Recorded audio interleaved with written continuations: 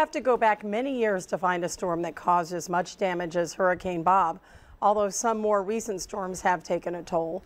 In this morning's flashback, reporter Ken Malloy takes us to August 19th, 1991. 23 years ago today, it was the day Hurricane Bob hit southern New England.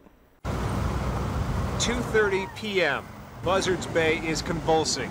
Bob is here. Mighty trees sigh. They crack, they split, they fall in two and fall to the ground by the hundreds. Com Electric gives up on trying to keep the lines up. Well, we're killing this area so no one gets hurt. There's just too many down power lines. In the midst of this crazed crescendo, two people wander into the surf. They later emerge unharmed. The eye of the storm passes over New Bedford. Residents emerge first looking skyward, then surveying the damage. Amidst all the destruction, there have been no serious injuries. That is, unless you count sailboats. It's hard to imagine the kind of force that wind and waves can bring to bear on a boat like this one behind me, but just imagine at one point it was moored over here, but it was lifted up onto this causeway and dumped right there. The brunt of the storm passes New Bedford. The power is still out in some places. The shelters are now empty.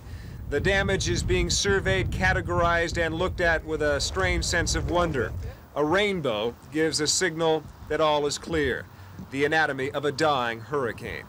In New Bedford, Ken Malloy, Newswatch 10.